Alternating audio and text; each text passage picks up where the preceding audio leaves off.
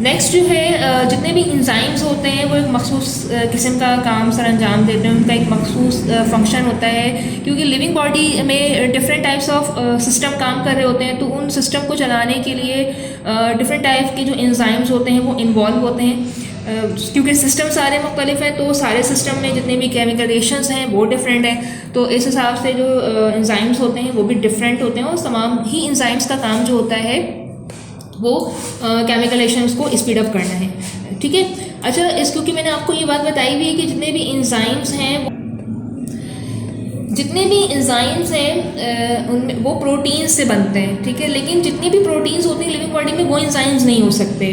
ठीक है, तो ये इंजाइम्स की एक खासियत है, करैक्टर है कि जितने भी इंजाइम्स हैं वो प्रोटीन से मिलकर बनते हैं। वो प्रोटीन हो सकते हैं, लेकिन जो और प्रोटीन्स हैं लिविंग बॉडी में वो इंजाइम्स नहीं हो सकते। ठीक है, इसके अलावा एंजाइम्स में एक छोटा सा पार्ट होता है जहाँ पर सबस्ट्रेट्स आकर अटैच हो जाते हैं, और इस हिस्से को हम कहते हैं एक्टिव साइट।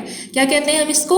Active site. एक स्मॉल पोर्शन होता है एंजाइम्स में जहाँ पर आकर सबस्ट्रेट अटैच होता है, इसे हम कहते हैं एक्टिव साइट। ठीक है, तो ये एक्टिव साइट जो होता है ये केमिकल रिएक्शन को प्रोडक्ट बनाने में जो है यूटिलाइज करता है। मतलब कि जो एक्टिव साइट होता है इसकी मौजूदगी में, इसकी वजह से जो है प्रोडक्ट बनता है केमिकल रिएक्शन में। ठीक है, इसके अलावा जितने भी सबस्ट्रेट्स होते हैं ये सेंसिटिव होते हैं टेम्परेचर के लिए। इस टेम्परेचर से भी सबस्ट्रेट के वर्किंग पर जो है इफ़ेक्ट हो सकता है। सबस्ट्रेट्स या एंजाइम जो भी अपनी वर्किंग कर रहे होते हैं, जो वर्क होता है उनका स्पीड अप करते हैं केमिकल रिएक्शन को, तो दर्जा हरारत के कम हो जाने से या टेम्परेचर के कम हो जाने या ज़्यादा हो जाने से इस पर इफेक्ट हो सकता है।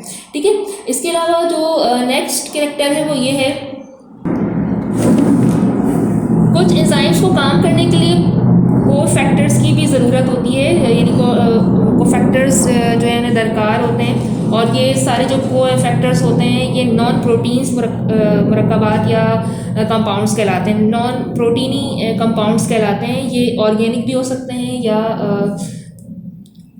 ये ऑर्गेनिक भी होते हैं, नॉन ऑर्गेनिक भी हो सकते हैं। ठीक है, अब इसमें कौन कौन से मैग्नीशियम है, इसके अलावा जो है मैग्नीज़ है, आयरन है, कॉपर है, पोटाशियम है, सोडियम है, तो ये सारे जो हैं ये नॉन प्रोटीन कंपाउंड्स कहलाते हैं। तो कुछ एंजाइम्स ऐसे होते हैं जिनको इन ऑर्गेनिक की जो है नॉन प्रोटीन्स कंपाउंड्स की जो है वो ज़रूरत होती है ड्यूरिंग द केमिकल रिएक्शन। ठीक है, तो ये भी एक जो है कैरेक्टर था जो मैंने आपसे जो है वो डिस्कस किया है।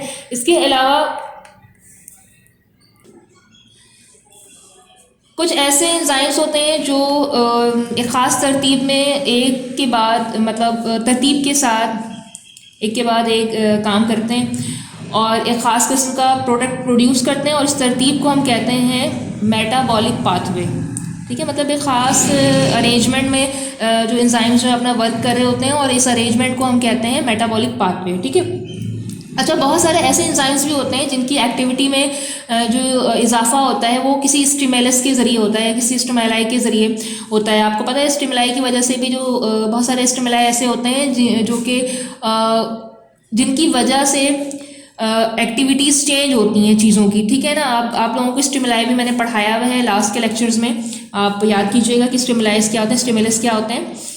ठीक है, तो कुछ ऐसे भी स्टिमुलस होते हैं जिनकी मौजूदगी में, जिनके ज़रिए एंजाइम्स की जो एक्टिविटी होती है, कारकर्दगी जो होती है, उनमें इजाफा होता है या चेंजेस आती हैं। ठीक है, और कुछ ऐसे भी एंजाइम्स होते हैं जिसकी वजह से जिनमें जो है जिनकी कारकर्दगी में, एक्टिविटी में कमी भी होती है, और ये जो कमी होती है वो जिन मॉलिक्यूल्स से होती है उनको हम कहते हैं इनहिबिटर मॉलिक्यूल्स। इनहिबिटर मॉलिक्यूल्स ऐसे मॉलिक्यूल्स होते हैं जिनके साथ अगर कोई एंजाइम्स अटैच हो जाए या ये एंजाइम्स के साथ अटैच हो जाए कि तो क्या होता है कि इनकी कारकर्दगी, इनकी एक्टिविटी में, इनकी स्पीड में क्या होता है, कमी आती है। तो ऐसे मॉलिक्यूल्स को हम कहते हैं इनहिबिटर मॉलिक्यूल्स।